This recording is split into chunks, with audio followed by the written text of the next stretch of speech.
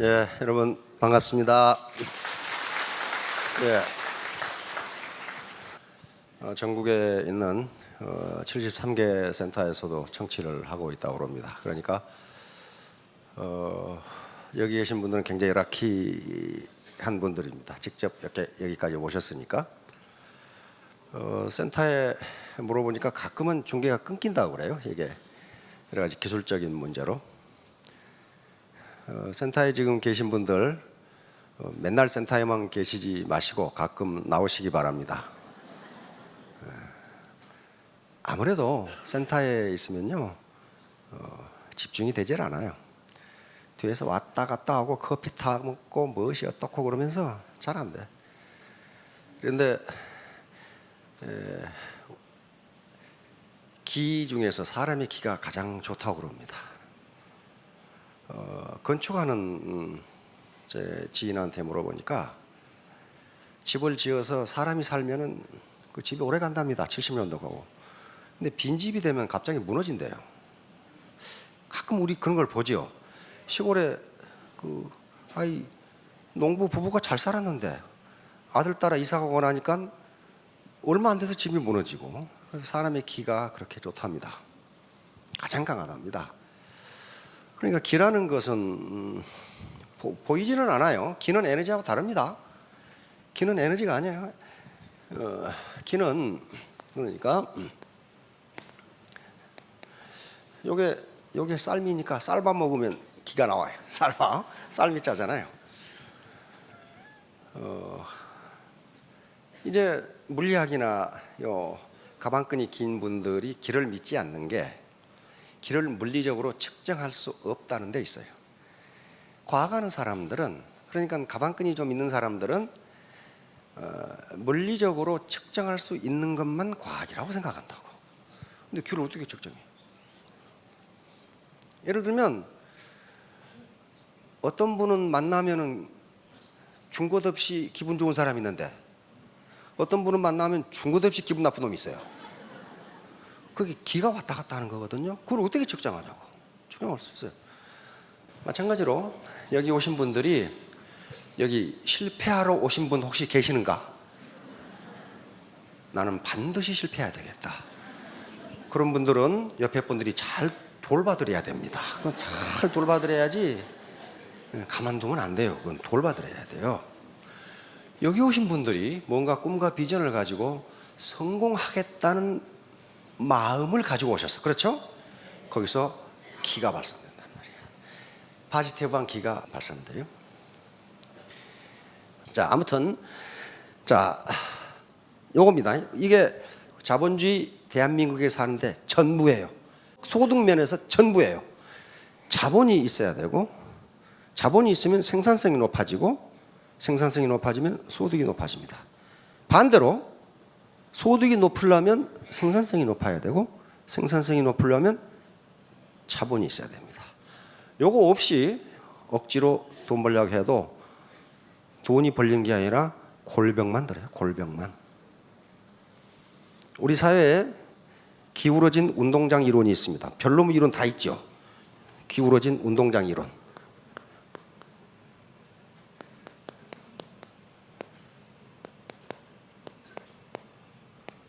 이건 대한민국의 정치 현상을 말하는 것이지만 모든 측면에 다 해당됩니다.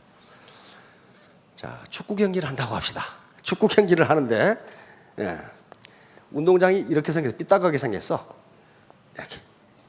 그러면 A팀은 여기서 이렇게 공격을 하고 B팀은 이렇게. A팀, B팀 누가 이겨요? 누가 유리해?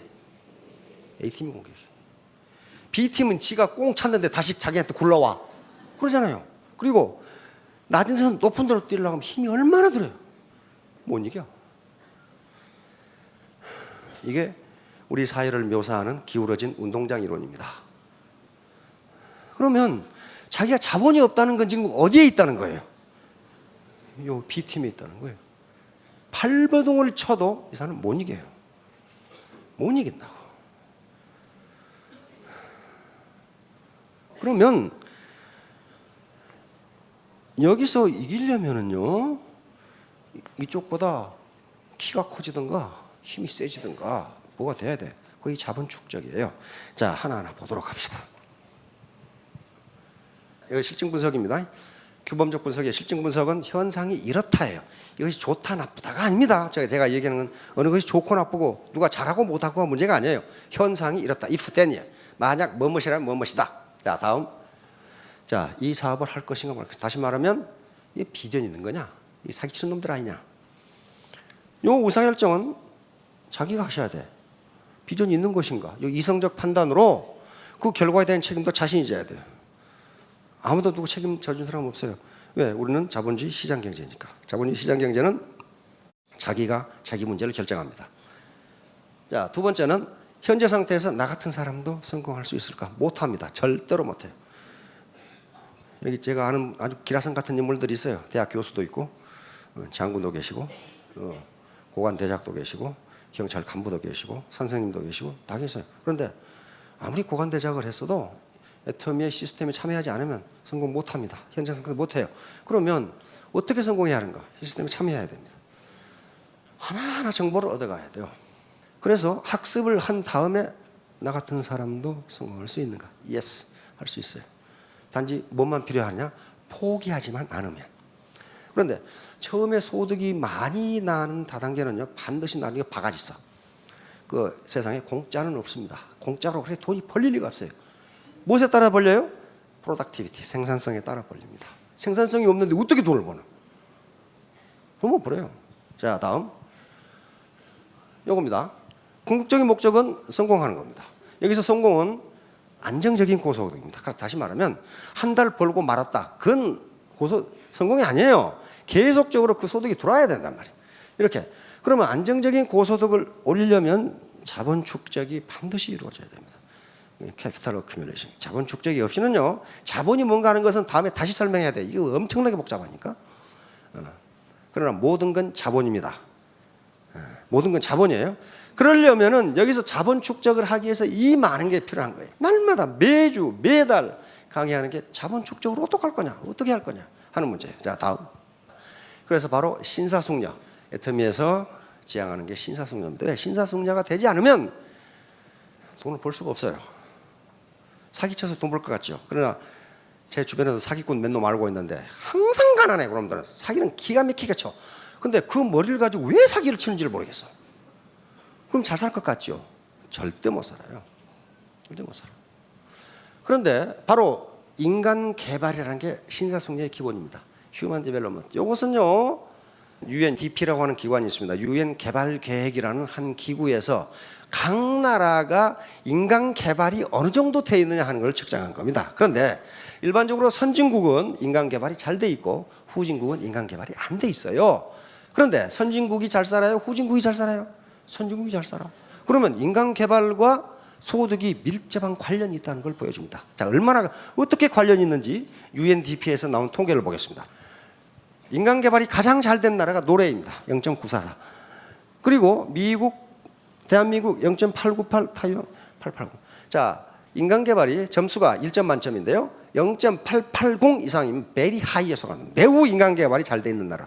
그런데 이 나라들을 보세요. 소득이 어떻게 됩니까? 전부 수만 달러씩이에요. PPP는 장바구니 물가로 그 말입니다. 장바구니 환율로 무려 싱가포르는 82,000불이에요. 그 다음 단계에 있는 인간 개발이 0.8 이하 봅시다. 이게 등수입니다. 등수 0.779, 756, 727 쑥 내려가는데 여기 보세요. 소득이 어떻게 됐어요? 그대로 맞죠. 다시 말하면 인간 개발 지수에 따라서 소득이 결정된다. 자, 다음. 이건 아프리카 가난한 나라들입니다. 베리 로우에 속하는 인간 개발이 거의 안 돼 있어요. 근데 인간 개발은요, 그걸 하는데 수십 년이 걸립니다. 그렇죠? 사람 하나 만들어 교육시키는데 20년 이상 걸려요. 그래, 잘 안 되는 거예요. 자, 다음. 그러면 이제 문제는요, 우리나라 평균은 굉장히 높아요. 높은데 그걸 보시지 말고 나는 그러면 어떤가? 나는. 일반적으로 인간 개발 지수가 평균적으로 높은 나라에서는요, 자기가 그 상위 그룹으로 올라가기 위해서는 보통 노력을 해서는 되질 않아요. 그게 이미 스탠다드가 높은데. 그러니까 현재 우리나라에서 내 인간 개발 지수가 어느 정도인가, 내 자본 축적 정도가 어느 정도인가를 봐야지 국가 평균이 어느 정도냐? 그것은 평균 개념이니까 나하고는 상관이 없는 경우가 있어요. 자, 다음. 바로 이제 우리가 사는 세상이 자본주의 시장 경제니까 이 문제가 대두되는 겁니다. 사회주의 통제 경제 같으면 국가에서 시키는 대로 하면 그만이에요. 근데 자본주의 시장 경제는 자기가 의사결정을 하고 그 의사결정의 결과에 대해서 자신이 책임을 져야 되는 거란 말이에요. 자, 모든 경제사회의 근본 문제가 세 가지입니다. 무엇을 얼마나 생산할 거냐. 그 다음에 그걸 어떻게 생산할 거냐. 세 번째는 누구를 위해 생산할 거냐. 세 번째는 분배 문제입니다. 예를 들면 여기 앞줄에 앉아 계시는 신사숙녀분들이 지금 입고 계시는 옷이 다 달라요. 컬러도 다 달라. 그렇죠? 신발도 다 달라. 그러면 이 컬러의 이 사이즈의 옷을 몇 개를 만들 것이냐. 누가 결정해? 누가 결정하냐고. 자본주의 시장 경제라고 그랬어요. 누가 결정합니까? 소비자? 네, 소비자가 결정하는데 바로 누가 결정하냐면 시장이 결정합니다. 그래서 시장 경제라고 그래요. 시장이 결정한다. 시장. 마켓 메커니즘이 결정해. 이것을 보이지 않는 손이라고 합니다. 어떤 농부가 300평의 밭을 가지고 있어. 거기다 뭘 심을 거예요? 뭘 심을 거예요? 주인 마음대로? 시장이 결정해요. 뭘 심는 것이 시장에서 좋은 가격에 잘 팔릴 것이냐. 그 시장이 결정한다고. 거기다 애국심의 발로로 양파를 심었다. 그런 사람이 있어요? 그런 사람은 잘 돌봐드려야 됩니다. 이게 뭔가 좀 이상한 거야. 그런데 시장에서 가장 좋은 가격에 잘 팔린다. 그 말은 무슨 말이에요? 소비자가 그걸 원한다. 그 말이에요. 그러니까 자본주의 시장 경제 자원 배분은 누가 하느냐면 시장이 합니다. 시장. 대통령도 안 하고, 대통령이 그거 뭐 심어라 그거 안 해요. 국가계획기구도 없어요. 북한은 그렇게 안 해요. 국가계획기구가, 중앙계획기구가 있어요. 중앙계획기구가 거기에 뭐 심어라고 심으면 그만이에요. 그러니까 거기서 뭐가 나와요? 비효율성이라는 게 나옵니다. 시장이 원하지도 않는 것을 만들어내. 자본주의 시장 경제는 시장이 해결하기 때문에 결국 그 생산의 의사결정, 무엇을 얼마나 생산할 것인가, 그 다음에 어떻게 생산할 것인가, 무슨 원료를 써서, 무슨 기계를 써서, 노동을 얼마나 하고, 어떻게 생산할 것인가, 전부 시장이 결정합니다. 누구를 위해 생산할 것인가, 이건 분배입니다. 그 생산 과정에 참여한 사람에게 도대체 얼마를 분배해 줄 거냐, 그건 생산성에 따라 분배합니다. 생산성이 전혀 없는데 많은 분배를 해버리면 망해버려요. 그렇죠? 그 사람이 지금 돈벌이를 100만 원 정도밖에 못하는데 200만 원 봉급을 줘봐요. 그럼 어떻게 됐어요? 그 기업이 망해버려. 그러니까 생산성보다 낮게 줘요. 자, 다음. 자, 문전옥답하고 천수답하고 어떤 게 비싸요? 천수답, 문전옥답이 당연히 비싸지. 과거에 농경시대에는 문전옥답과 천수답 비교하는데 왜 그래? 왜 그렇습니까? 왜 문전옥답이 비쌉니까? 답이 나왔잖아요. 생산성이 높아요. 생산성이 높다. 같은 면적의 땅이라도 생산성이 높아. 그러니까 그게 비싼 거예요. 그 다음에 강남 상가고 봉천동 상가, 이건 임대료가 비교가 되질 않아요. 그 다음에 현대자동차, 이거 다 그렇죠. 프로야구 이승엽 선수, 보통 선수, 이건 연봉의 차이가 보통 나는 게 아니에요. 그럼 이승엽 선수는 왜 연봉이 높아요? 이쁘게 생겨서? 그렇잖아요. 생산성이 높아. 홈런을 잘 쳐. 생산성이 엄청나게 높아. 프로야구 때 삼성하고 롯데하고 경기한다. 그런데 9회 말 투아웃, 9회 말 투아웃에 삼성이 3대4로 지고 있어. 그런데 이승엽이가 방망이를 돌리면서 나왔어. 그럼 어떻게 돼요? 마누라가 불러도 모르고 머리가 TV 속으로 들어가죠 지금. 왜? 홈런을 칠 가능성이 높아. 그렇죠? 다른 사람보다 확률이 높아. 그러니까 어때요? 연봉이 높아요. 나왔다 하면 스트라이크가 없던 놈은 연봉 3천만 원도 안 돼. 다음에 김연아하고 보통 여자 모델 누가 높아? 매력은 자본입니다. 나중에 매력자 보는 데서 할 겁니다. 매력은 얼굴만 예뻐 되는 게 아니에요. 김연아가 현재 그 얼굴을 가지고 피겨스케이팅도 못하고 아무것도 못했다. 그러면 모델료가 그렇게 나옵니까? 안 나와요. 그러면 김연아를 매력적이게 화장품 광고 모델이나 그다음에 에어컨 광고 모델도 쓸 수 있는 뭔가 무슨 매력이 있다는 거예요. 그 매력 자본이. 올가서 여자 사장님들은 거울을 보시고 그렇게 말씀하십시오. 나는 왜 이렇게 매력 있지? 아우, 내가 나라도 나한테 빠져. 그렇게 이야기해 보세요. 그러면 점점 매력이 있어집니다. 그런다는 이론이 있고 실제로 그런다고 합니다. 그게. 자, 다음. 이게 이분은 낫이라는 자본과 노동이 결합을 했습니다. 낫은 자본입니다. 그다음에 이분은 예촉이라는 자본과 노동이 결합했는데 누가 생산성이 높아요? 훨씬 높습니다. 다 깎았잖아요. 그런데 누가 더 힘들어? 이 사람이 힘들어. 다시 말하면 더 힘들게 일하는데 생산성은 훨씬 낮아요. 이 아줌마가 가지고 갈 것은 허리 다리 아픈 것밖에 없어요. 아무것도 없어. 일을 열심히 안 했어요? 했어요. 자, 삽질하는 것하고 이것하고 어떠냐고 이게. 삽이라는 자본으로 무장했고 여기 포클레인으로 무장했어요. 누가 이기냐? 바로 기울어진 운동장입니다. 해보나 마나예요. 자, 다음. 세 사람이 여기다가 철판 놓고 시멘트 이기고 있어. 레미콘으로 뒤따 부어버려. 이게 생산성이 어떻게 되냐고. 나는 그러면 삽 들고 있는 사람인지 레미콘 가지고 있는 사람인지 요걸 아시라 이거예요. 요걸. 나는 삽밖에 없는지 레미콘을 가지고 있는지. 자, 이 컴퓨터 스미스 코로나 컴퓨터인데요. 세계 최고의 컴퓨터였습니다. 그런데 컴퓨터가 나오면서 이건 망해버렸어요. 지금 파산해서 없어져 버렸어. 경쟁이 되지, 생산성이 되지 않아. 타자는요 편집 기능이 없습니다. 이건 틀리면 편집하면 그만이야. 그러니까 그대로 무너져 버려. 다시 말하면 이런 자본을 가진 사람과 이런 자본을 가진 사람은 자본이 적은 사람이 훨씬 힘듭니다. 그런데 소득은 훨씬 적어요. 자, 다음. 자, 바로 삶의 과정이 자본 축적 과정입니다. 자본 축적 뭐 언제 따로 하는 것이 아니고 삶의 과정 자체가 자본 축적 과정이에요. 자, 다음.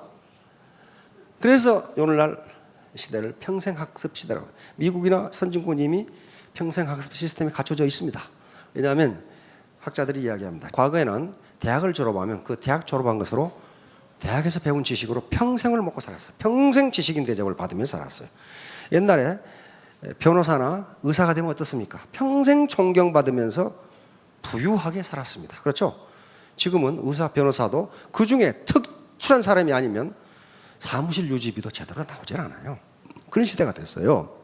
그래서 산업화 시대가 될 때에는 대학을 졸업하고 써먹을 수 있는 지식기간이 한 10여 년 됐습니다. 지금은 하루도 못 써먹는다 그래요.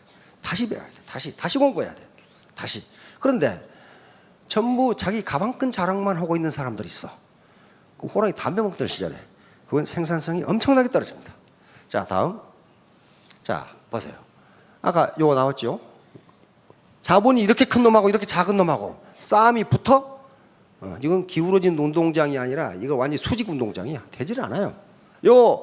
스포츠카하고 티코하고 경주한다? 경주 안 돼요. 스포츠카가 훨씬 자본 집약도가 높습니다. 자, 미국 사람이 그러는 거야. 대학 졸업하고 학사 못 쓰고 부모님 리아카에 싣고 달려. 이 사람은 캐딜락에 싣고 달려. 누가 빨라? 이게 경쟁 자체가 안 되는 겁니다. 안 돼요. 자, 이게 모토로라 핸드폰입니다. 벽돌 같은 거. 그러다가 요게 나왔죠? 지금은 스마트폰이 나왔습니다. 스마트폰으로 사업하는 분과 요거 옛날에 요걸로 사업한 분 누가 사업 잘하겠어요? 스마트폰이 훨씬 돈이 적게 들고. 왜? 자기 파트너가 10,000명이다. 10,000명한테 돈 주고 문자 보내려고 그래봐. 수당 받아가지고 다 전화요금 다 나가버려. 지금 공짜로 다 되잖아요. 요거예요. 어떤 자본으로 내가 무장했느냐. 어떤 자본으로. 자, 다음. 자, 빠삐용이라는 영화 보셨죠? 보신 분이 많을 겁니다. 얼마나 이 끈질긴 집착, 결국 자유를 찾기 위해서. 빠삐용에 나온 장면. 그런데 빠삐용은 이 사람 이름입니다. 빠삐용이라면 나비니까 팔에 나비 문신이 있어서 그 사람 빠삐용이라고 했고, 이 사람이 나중에 탈출을 해가지고 글을 쓴 게 책으로 나와서 그게 빠삐용이라는 건데, 이 영화를 보면 이게 나옵니다. 장녀를 죽였다는 혐의로 감옥에 들어가서 평생 나올 수 없는 남미 상어가 우글거리는 감옥으로 끌려갔어요. 근데 자기는 사람을 죽인 적이 없는데 뭔가 수사가 잘못돼서 자기가 살인죄로 왔다 이거야. 그래서 계속 탈출을 시도하죠. 탈출을 시도해. 그런데 어느 날 꿈에 탈출을 하는데 여기 12 재판관이 있는 곳으로 이 사람이 끌려가죠. 끌려가서 강변합니다. 나는 재판장님, 나는 죄가 없습니다. 나는 사람을 죽이지 않았습니다. 그러니까 재판장이 뭐라고 그럽니까? 네가 사람을 죽이지 않았을지도 모른다. 그러나 네 죄는 사람을 죽인 죄가 아니고 무슨 죄? 인생을 낭비한 죄다. 다시 말하면 시간을 낭비한 죄다. 너는 젊어서 그 시간을 선용하지 못하고 왜 장려구리나 왔다 갔다 했냐 그 말이야 지금. 그러면 너는 사형에 해당하는 죄를 졌다. 그것이 시간 낭비죄입니다. 시간 낭비죄. 자, 다음. 그래서 이 막스 베버라고는 19세기 말에서 20세기 초의 세계 최고 지성인입니다. 이 사람이 쓴 이 책이 있습니다. 프로테스탄트 윤리와 자본주의 정신. 여기에서 이 말을 다시 언급해요. 인간이 짓는 죄 중에서 가장 중죄가 시간 낭비죄다. 왜냐하면 모든 인간에게 부유하건 가난하건 모든 인간에게 공평하게 주어진 게 시간이다. 맞죠? 가만히 생각해 보세요. 부자들은 하루에 48시간 주고 나는 가난뱅이니까 24시간 주고 그런 거 없어요. 똑같이 줬어요. 똑같이 줬는데 그 황금 같은 시간을 너는 왜 낭비했느냐 하는 거예요. 낭비했느냐.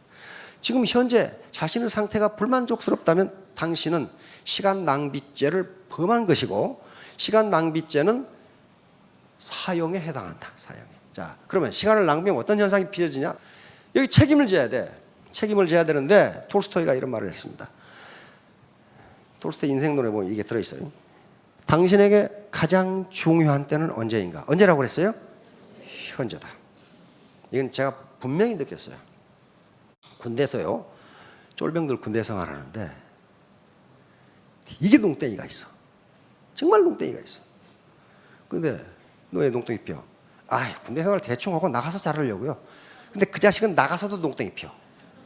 나가서 농땡이 피워요. 진짜 그래요. 현재 열심히 하는 녀석이 나가서도 열심히 해. 나 그런 걸 봤어요. 쫄병이 왔는데 그럼 농고 나와서 농고 나온 녀석인데 너는 뭐 할래? 그랬더니 아버지가 농사를 짓기 때문에 자기 장남이에요. 농고 나와서. 그래서 아버지 가업을 물려받아서 농사를 하고 싶습니다. 그래서 그러냐? 우리는 경제학과이기 때문에 경제학과 교수한테 얘기를 했어요. 잘 가르쳐서 부자가 되도록 만들어봐. 그래서 그 교수가 데리고 농사를 어떻게 지어야 되는가. 다시 말하면 구태의연한 방법으로 해서는 안 된다. 네가 컴퓨터를 배우고 인터넷을 배워서 이것을 소비자가 원하는 방법으로 해서 인터넷에 올려서 그걸 하라. 그러니까 그때부터 인터넷을 배우기 시작을 해. 정말 아주 성실하게 인터넷을 배우고 그 다음에 시장 원리를 가르치고 그랬어요. 그렇게 성실하게 하더니 나 잘해요. 농땡이만 피는 놈 나가서 농땡이 피워도 안 해요. 바로 가장 중요한 시간이 언제라고요? 현재입니다. 따라서 저에게 있어서 가장 중요한 시간은 지금 강의하는 시간이고 여러분들은 지금 듣는 시간이에요. 현재가 축적되면 어떻게 됩니까? 일성이 된단 말이에요. 자, 톨스토이는 묻습니다. 당신에게 가장 중요한 일은 무엇인가? 뭐라고 그랬어요? 지금 하고 있는 일. 이거 대충 하고 다음에 잘해야지. 안 된다는 거예요.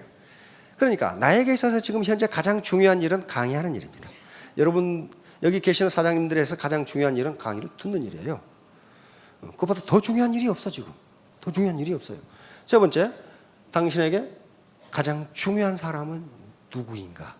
톨스토이는 지금 당신이 만나고 있는 사람. 그 이상 더 중요한 사람이 없다 이게. 이것만 잘하면 평생이 성공적으로 이루어진다는 게 톨스토이의 이야기입니다. 자, 다음 또 나와요. 왜 현재가 중요한가? 톨스토이가 이걸 이해했어요. 우리는 시간을 과거, 현재, 미래로 나눈다. 그러나 현실 속에는 미래가 과거와 만나는 아주 짧은 순간만이 존재한다. 바로 시간이 제로인 경우가 현재입니다. 그리고 그 순간은 매우 작게 보이지만 그곳에 인생 전체가 집약되어 있다. 지금 시간이 제로인 이 순간에 인생 전체가 집약되어 있다. 자, 다음. 자, 이제 시간 낭비죄가 가장 크다고 그랬는데 이에 대한 형벌은 누가 받느냐 하면 자기가 받을 수밖에 없어요. 또한 못 떠는겨. 그것은 무지, 빈곤, 부자유. 돈이 없으면 부자유스럽습니다. 병원에 가고 싶어도 못 가요. 자식 좋은 학교 보내고 싶어도 못 보내요. 유학 못 보내요. 스포츠카 하나 사고 싶은데 못 사요. 부자유스러워. 그 다음에 나무 밑에 가서 일해야 돼요. 굉장히 부자유스러워요. 이거 뭐예요? 시간 낭비죄예요. 시간 낭비죄. 왜 똑같이 시간을 줬는데 너는 낭비했느냐. 그거거든요. 그래서 바로 현재 자기의 삶이 불만족스럽고 보잘것없다면 그것은 내가 과연 시간을 선용했는지. 바로 서구가 200년 동안 전 지구를 지배했는데 그것은 무기만 가지고 그렇게 한 게 아닙니다. 세계에서 청나라 시대까지 세계에서 가장 강한 국가가 어디였습니까? 청나라 시대까지 중국이었어요. 중국이 최고로 강했어요. 그런데 허송세월 그랬어. 허송세월. 그러다가 망한 거예요. 자, 다음. 자, 영화 사관과 신사. 이것도 보시기 바랍니다. An Officer and a Gentleman. 이것은 리차드 기어라고 하는 아주 근육질 사나이. 지금도 아주 잘생겼어요. 백발이 하얀데 기가 막히게 잘생겼죠. 요 사나이가 해군 항공조종사 사관학교에 들어가서 훈련을 받으면서, 즉 장교가 되어가면서 신사가 되어가는 과정을 그린 영화입니다. 그런데 이 리처드 기어는 가정 환경이 매우 좋지 않아요. 매우 좋지 않아. 아버지는 군인인데 어머니를 만나서 리처드 기어를 낳고 어디론가 장려촌으로 가버렸고, 어머니는 그것 때문에 자살해버렸고, 그래서 모든 인간을 믿지 않아. 그리고 자기밖에 몰라. 그러니까 이 사관학교에 들어가가지고 자기밖에 몰라. 맨 규정만 어기고 자기 이익을 위해서는 뭐든 다 해. 그러나 엄청난 훈련을 받으면서 점점 신사가 되어갑니다. 사관학교 기간 동안에 시골 종이공장에서 일하는 아가씨를 사귀었죠. 자기 걸프렌드였어요. 그래서 차버렸어. 왜? 모든 사람을 믿지를 못해. 그러나 신사가 되면, 신사는 뭡니까? 자기 언행에 대해서 책임을 지는 게 신사입니다. 자기가 한 행동에 대해서 책임을 지는 게. 나중에 바로 해군 장교가 돼가지고 그 시골 종이공장으로 뚜벅뚜벅 걸어가서 이 아가씨를 번쩍 들고 나오면서 영화가 끝납니다. 여기서 아주 아가씨들이 감격을 하죠. 왜? 신사는 자기의 언행에 대해서 책임을 진다. 여기 신사뿐만 아니라 성녀도 그렇습니다. 파트너들에게 내가 당신 성공시켜줄게 했으면 이 말에 대해서 어떻게 해야 된다? 책임을 져야 돼. 그 다른 변명이 필요 없어요. 이게 신사 숙녀입니다. 그래야만 성공할 수 있어요. 자, 다음. 바로 신사 숙녀의 품격, 교양과 예의 범절입니다. 교양과 예의 범절. 신사 숙녀는 뭐 학력이 높아야 된다, 뭐 그런 거 아닙니다. 경력이 좋아야 된다, 그런 거 아니고, 애터미에서 규정하는 신사 숙녀는 건전한 상식을 가진 민주시민, 이렇게 규정하고 있어요. 건전한 상식을 가진 민주시민. 지식은 있으나 상식이 없는 사람을 몰상식한 놈이라고 그러거든. 정말 사기친 사람들 보면 지식이 굉장히 많아요. 그런데 상식이 없는 사람이에요. 애터미에도 그런 사람이 덜어 있어. 당신 베팅하지 말라고 그렇게 얘기했잖아. 응? 유인하지 말라고 그렇게 얘기했잖아. 과대 광고하지 말라고 그렇게 얘기했잖아. 원칙을 지키라는데 왜 원칙을 안 지켜? 그럼 뭐라고 하는지 아십니까? 당신들이 말하는 원칙이 뭐요? 나는 원칙에 대해 들어본 적이 없어. 원칙이 뭔지도, 아유, 도둑질하는 것은 원칙이 아닙니다. 새치기 하는 게 원칙이에요? 아니에요. 어? 배팅하는 게 원칙입니까? 왜? 밑에 사람에게 피해를 주잖아요. 원칙 아니에요. 그런 상식도 없는 사람이 성공할 것 같으냐? 성공 못해. 왜? 아무도 그 사람을 믿어주질 않아. 아무도 믿어줘. 저런 몰상식한 놈 그런단 말이에요. 믿어주지 않아. 지하철에서 양노석에 젊은 놈이 앉아 있어. 그것은 법으로 앉지 말라는 것은 없어요. 그렇죠? 거기 앉는다고 해서 법적으로 처벌을 못 합니다. 그렇죠? 그러나 거기 앉지 않는 게 상식이야. 그렇죠? 상식이라고, 상식. 건전한 상식이에요. 임산부가 옆에 서 있으면 자리를 양보하는 게 상식이지 그것은 법이 아니에요. 그렇죠?